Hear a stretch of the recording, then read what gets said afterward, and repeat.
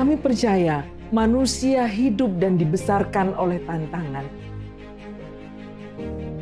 Dengan bimbingan dan konseling, kita memiliki jembatan saintifik agar saling berbagi, mendengarkan dan menemukan jalan keluar.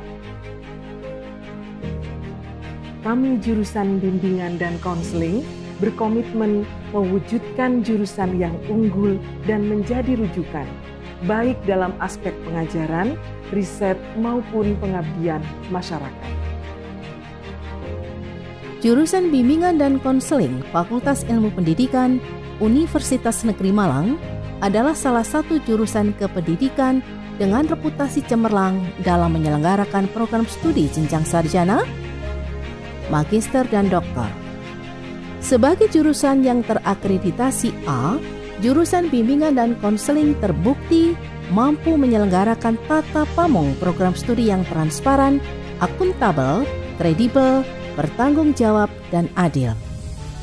Jurusan Bimbingan dan Konseling Universitas Negeri Malang juga berkomitmen untuk proaktif dalam mengantisipasi tren perkembangan zaman, terutama dengan mendorong dan memfasilitasi mahasiswa menjadi sosok yang cakap, kompeten, profesional, dan tangguh di era disrupsi. Assalamualaikum warahmatullahi wabarakatuh. Saya Dr. Muslihati SAG MPD, Ketua Jurusan Bimbingan dan Konseling Fakultas Ilmu Pendidikan Universitas Negeri Malang. Dalam menjalankan amanah mengelola jurusan, saya dibantu oleh Sekretaris Jurusan Dr. Arvin Janu Setiawati SPD MPD dan Kepala Laboratorium Dr. Anda Elia Florentin MPD, serta pengelolaan pada jenjang S2 dan S3 oleh Profesor Dr. Nur Hidayah MPD.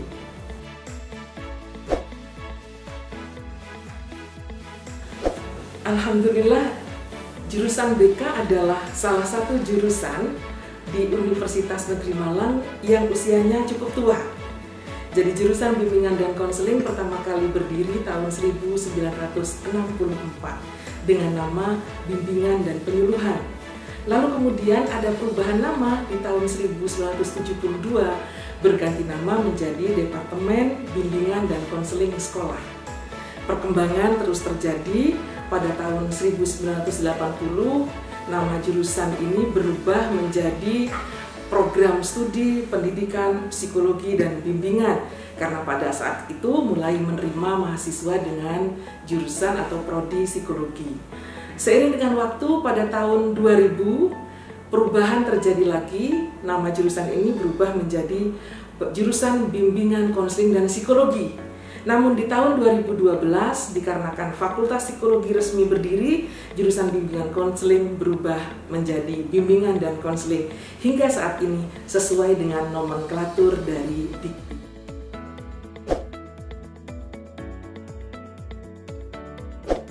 Jurusan Bimbingan dan Konseling memiliki visi ilmiah yang cukup kuat karena program sarjana Bimbingan dan Konseling ini ingin mencapai satu tujuan di tahun 2020 menjadi jurusan yang mampu menerapkan keilmuan pendidikan bidang bimbingan dan konseling yang inovatif, berbasis kehidupan, dengan menggunakan teknologi informasi dan menghasilkan lulusan yang terampil, berinovasi dan bertanggung jawab dalam mengelola layanan bimbingan dan konseling, serta memperoleh pengakuan secara nasional, bahkan juga internasional.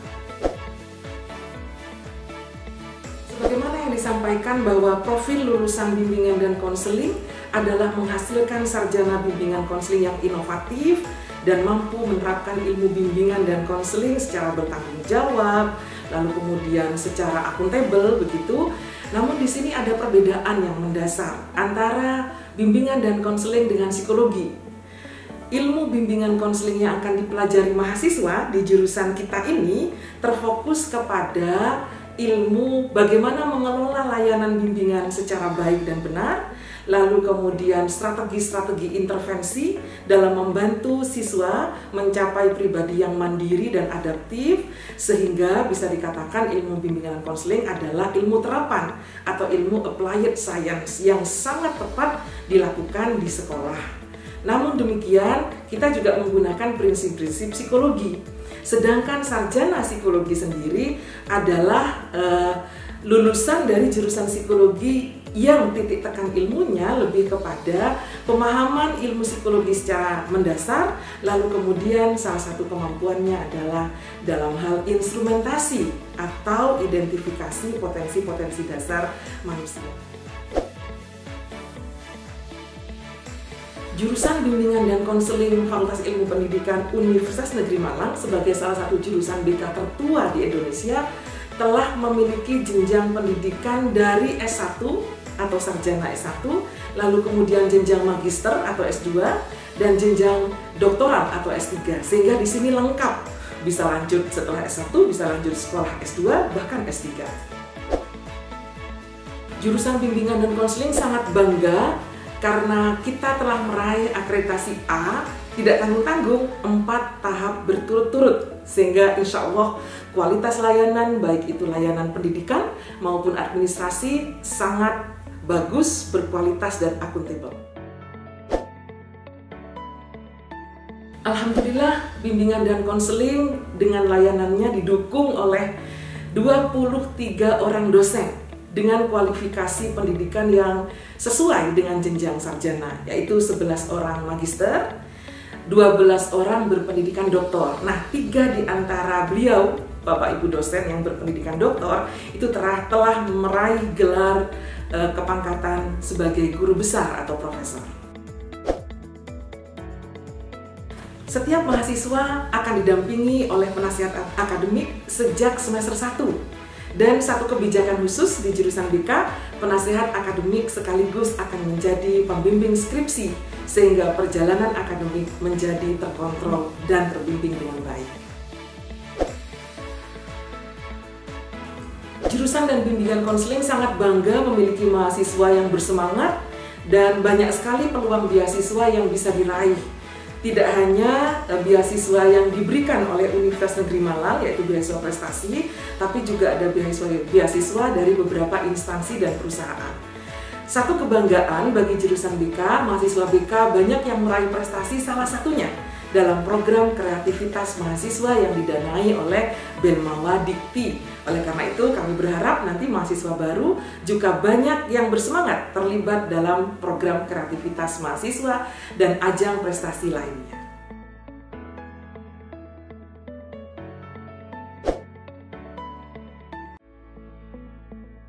Iya, untuk mata kuliah yang disajikan di program Sarjana Bimbingan dan Konseling, untuk paket SKS-nya kami ada 146 SKS yang mata kuliahnya itu terbagi menjadi 3 kelompok mata kuliah dasar pengembangan karakter, kemudian mata kuliah keilmuan dan keahlian, dan mata kuliah peminatan dan pengembangan diri.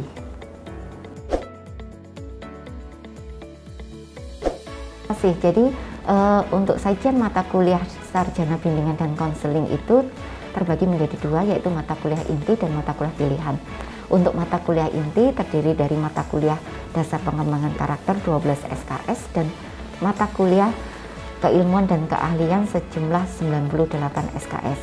Sedangkan untuk mata kuliah pilihan itu sendiri masuk dalam kelompok mata kuliah peminatan dan pengembangan diri sejumlah 36 SKS.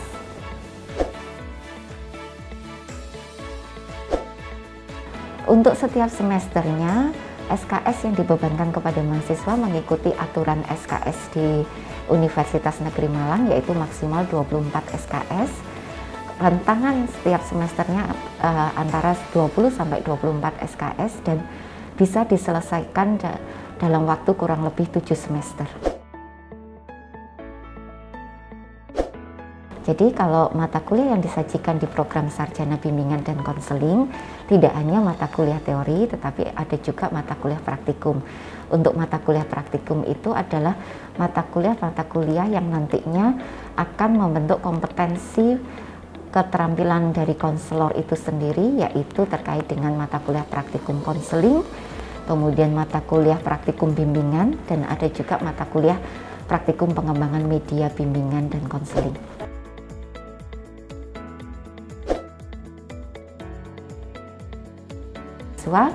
untuk mengambil mata kuliah atau belajar di luar kampus yang kita kenal dengan program Merdeka Belajar yang dicanangkan oleh Kementerian Pendidikan dan Kebudayaan. Di dalam program Merdeka Belajar itu ada banyak sekali pilihan bagi mahasiswa untuk mengembangkan kreativitasnya, memperluas pengalamannya. Salah satunya adalah dengan aktivitas KKN tematik ataupun kampus mengajar. Jangan khawatir kalau misalnya ada mata kuliah yang tidak lulus dalam satu semester tertentu, maka mahasiswa bisa memprogram ulang mata kuliah tersebut pada jadwal yang sudah tersajikan untuk sajian mata kuliah tersebut. Jadi tidak bisa bebas diulang pada semester berikutnya, tetapi harus mengikuti sajian yang sudah ditetapkan oleh jurusan untuk mata kuliah tersebut. Semoga semua mahasiswa baru program Sarjana Bimbingan dan Konseling bisa nyaman belajar dan berproses di UN ini. Baik, saya akan memberikan penjelasan sedikit tentang bagaimana keberadaan lab bimbingan dan konseling di Fakultas Ilmu Pendidikan Universitas Negeri Malang. Ya, seperti yang ditanyakan tadi bahwa jurusan bimbingan dan konseling itu dilengkapi dengan laboratorium dan itu ada tempat khusus gitu ya, tempat khusus. Nah, sesuai dengan fungsinya lab ini bahwa lab BK itu pada dasarnya disiapkan untuk menunjang pelaksanaan tridharma perguruan tingginya jurusan gitu ya. Jadi membantu di bidang pendidikan dan pengajaran, kemudian di bidang penelitian dan di bidang pengabdian kepada masyarakat. Jadi lab ini disiapkan secara khusus gitu ya, secara khusus di jurusan bimbingan dan konseling ada ruang tersendiri dan digunakan untuk ini memfasilitasi pelaksanaan tridharma perguruan tinggi.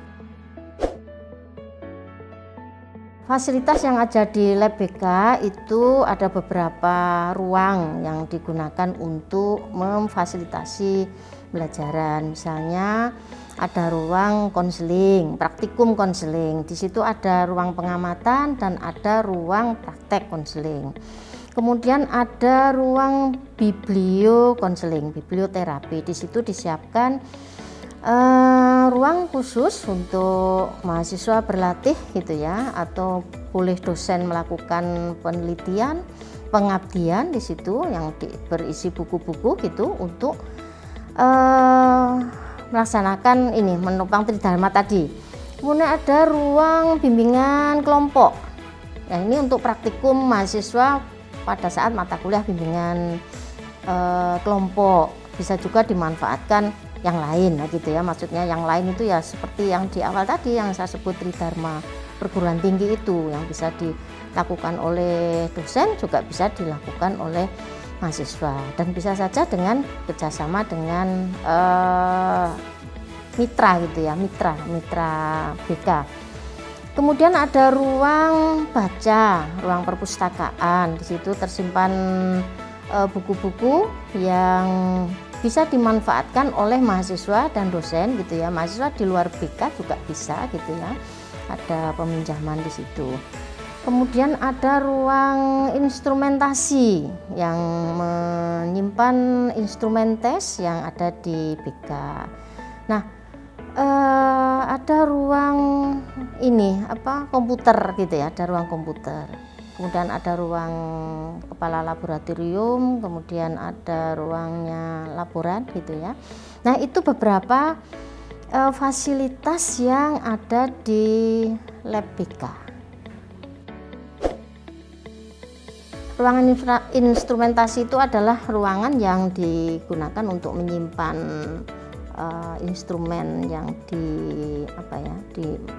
digunakan oleh lab gitu atau dimanfaatkan dari mitra begitu ya. Di situ ada instrumen tes dan ada instrumen non tes begitu ya.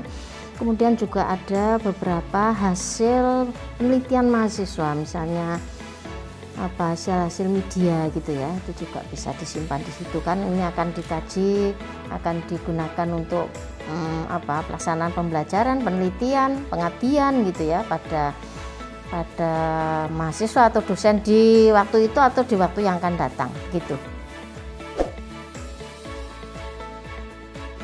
Kalau membincang praktikum gitu ya, kan ada praktikum yang melekat di mata kuliah gitu ya. Praktikum yang melekat di mata kuliah berarti itu praktikum yang dilaksanakan oleh dosen di kelas. Nah, kalau tadi yang ditanyakan adalah praktikumnya mahasiswa BK, memang ujung-ujungnya praktikum tadi kan akan dilaksanakan di sekolah, karena ini kan guru BK gitu ya, nanti guru BK gitu kan, kurikulumnya ke arah guru BK, sehingga ada kegiatan dulu tuh disebut KPL, PPL ada gitu ya. Nah, sekarang kurikulum ini disebut PLP, pengenalan lapangan persekolahan. Nah, ini dilaksanakan di sekolah-sekolah, di sekolah mitranya, yaitu di SMP, di MTS, kemudian di SMA, di madrasah aliyah, dan di SMK. Nah, ini tiap tahunnya menyesuaikan dengan jumlah mahasiswa dan yang lain gitu ya. Nah, ini tentang praktikum yang dilaksanakan di jurusan bimbingan dan konseling.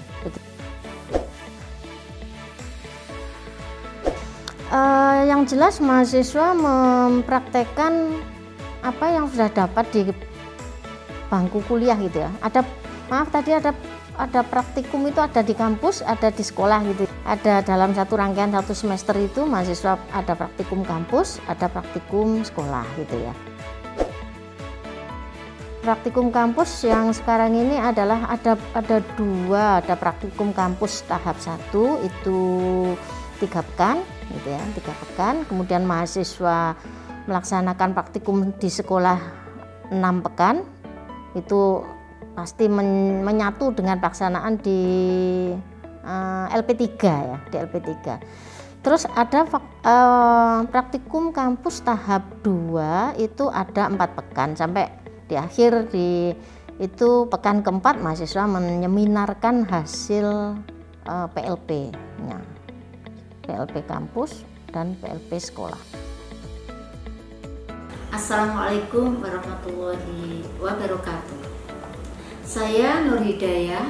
Sekarang ini saya diamanai oleh lembaga menjadi koordinator program studi magister dan doktoral bimbingan dan konseling Fakultas Ilmu Pendidikan Universitas Negeri Malang. Yang perlu saya sampaikan bahwa akreditasi kedua program studi tersebut, bahwa program studi magister bimbingan dan konseling terakreditasi A, sedangkan program studi doktoral bimbingan dan konseling terakreditasi unggul. Yang terpenting saya akan menyampaikan bahwa program studi magister bimbingan dan konseling terakreditasi A sampai dengan tanggal 31 Mei 2025.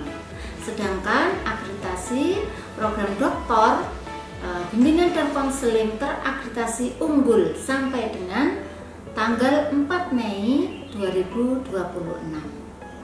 Visi ilmiah program magister bimbingan konseling Fakultas Ilmu Pendidikan Universitas Negeri Malang adalah sampai dicapai tahun 2030 mengembangkan keilmuan pendidikan bidang bimbingan dan konseling inovatif berbasis kehidupan secara inter dan multidisiplin menggunakan teknologi informasi untuk menghasilkan lulusan kapabel berinovasi yang mendapatkan pengakuan secara nasional maupun internasional.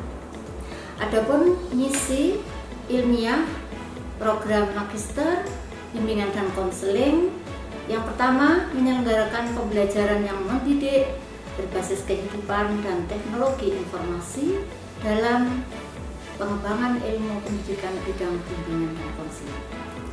Yang kedua, melaksanakan dan memanfaatkan penelitian yang berkelanjutan dalam pengembangan ilmu, teknologi, dan seni, bidang bimbingan dan konseling, dan inovatif, teruji secara inter maupun multidisipliner serta mendapat pengakuan secara nasional dan internasional. Yang ketiga, melaksanakan dan memanfaatkan ilmu, teknologi, dan seni dalam bidang bimbingan dan konseling inovatif dan teruji serta mendapatkan pengakuan secara nasional maupun internasional.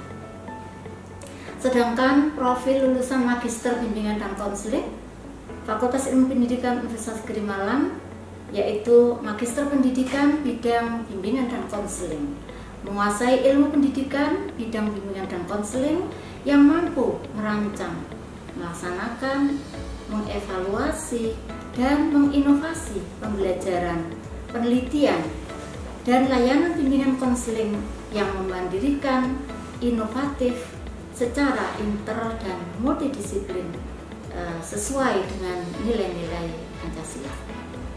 Adapun program studi Magister Bimbingan dan Konseling, visi ilmiahnya bahwa program Doktor Bimbingan dan Konseling akan dicapai pada tahun 2030, yaitu mengembangkan keilmuan pendidikan bidang bimbingan dan konseling inovatif berbasis kehidupan secara inter, multi, dan transdisipliner, menggunakan teknologi informasi untuk menghasilkan lulusan yang mampu mencipta karya kreatif, original, dan teruji serta mendapatkan pengakuan secara nasional maupun internasional.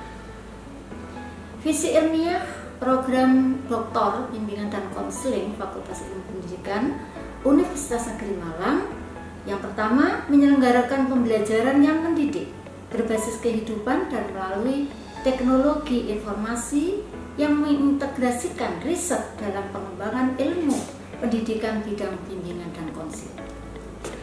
Yang kedua, melaksanakan penelitian yang unggul dan berkelanjutan dalam pengembangan ilmu, teknologi, dan seni bidang bimbingan dan konseling, inovatif, dan teruji secara inter, multi, serta transdisipliner, serta mendapatkan pengakuan baik nasional maupun internasional.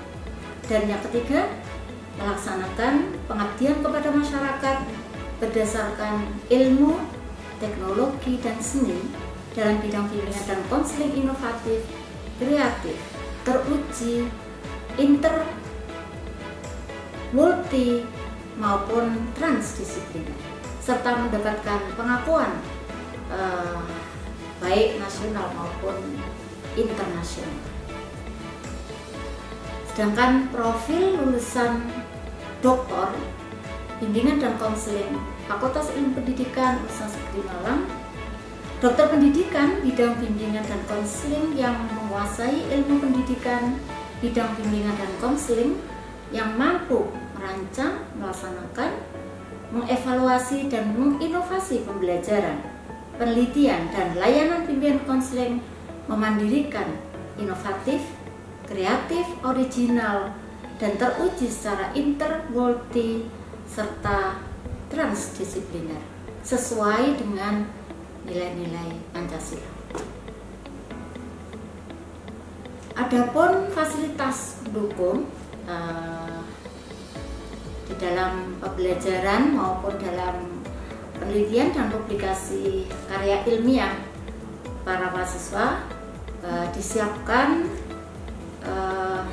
ruang kuliah yang terstandar dan nyaman tentu saja, yang lengkap dengan media pembelajaran, kemudian di dalam melaksanakan kegiatan konseling ada lab konseling baik offline maupun online, kemudian tersedia media bimbingan dan konseling, ruang referensi, akses jurnal internasional akreditasi, serta kegiatan international conference berindeks dan sebagainya. Saya perkenalkan Bapak Ibu dosen pengampu mata kuliah di program studi magister dan doktor bimbingan dan konseling Fakultas Ilmu Pendidikan Universitas Negeri Malang. Yang pertama, saya sendiri Profesor Dr. Nurhidayah MPD. Berikutnya Profesor Dr. Andi Mapiare MPD. Berikutnya Profesor Dr. Imam Hambali MPD. Berikutnya Profesor Dr. Bambang Budiwiono MPD.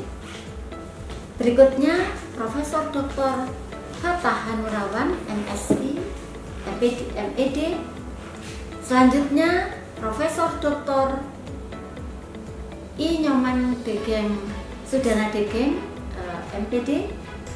Selanjutnya Profesor Dr. Sa'dun MPD. Selanjutnya Profesor Dr. Munajis Sari MPD MED. Selanjutnya Asosiat Profesor Dr. Adi Atmoko MSI. Dilanjutkan dengan Asosiat Profesor Dr. Heni Indriswari MPD. Selanjutnya Asosiat Profesor Dr. Muslihati SAG MPD. Dilanjutkan dengan Asosiat Profesor Dr. Arbin Janus Gawati MPD. Selanjutnya Asosiat Profesor Dr. Blasius Bulilasan MPD.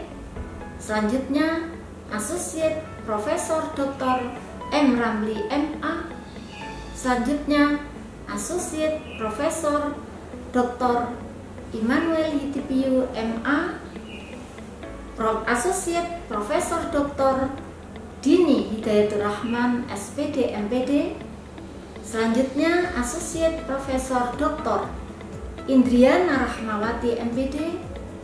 Dan terakhir adalah Asosiat Profesor Dr. Fitri Wahyuni MPD. Demikian program studi magister dan doktoral bimbingan dan konseling Fakultas Ilmu Pendidikan Universitas Negeri Malang. Wassalamualaikum warahmatullahi wabarakatuh. Assalamualaikum warahmatullahi wabarakatuh. Salam sejahtera untuk Anda semua. Saya Rizky Ardiantoro, alumni bimbingan dan konseling Universitas Negeri Malang tahun 2012.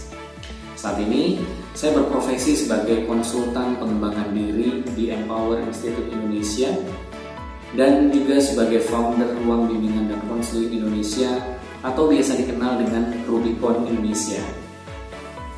Sedikit cerita, sebelum saya berkiprah di bidang independen ini, saya sempat diamanahi menjadi seorang kepala SMP di bawah naungan Yayasan Pendidikan Perusahaan Multinasional terkemuka di Indonesia. Bukan hanya karena keberuntungan atau kebetulan saja, tapi kepercayaan itu diamanahkan dilihat dari background pendidikan saya dan kampus di mana saya belajar. So, banggalah teman-teman yang saat ini menyandang titel mahasiswa bimbingan dan konseling Universitas Negeri Malang. Saat saya menjadi mahasiswa, saya sangat bangga sekali karena saya dibimbing oleh dosen-dosen yang kredibel, diberikan fasilitas belajar yang lengkap, diberikan kesempatan untuk berorganisasi, dan ditanamkan mindset untuk adaptif dan juga berkarakter tentunya, hingga hari ini bisa menatap peluang-peluang alternatif seperti ini. Terima kasih Prodi Bimbingan dan Konseling Universitas Negeri Malang, dan selamat untuk teman-teman mahasiswa baru yang berproses di kampus kita ini. Salam sukses dan berkarakter untuk Anda semua. Wassalamualaikum warahmatullahi wabarakatuh.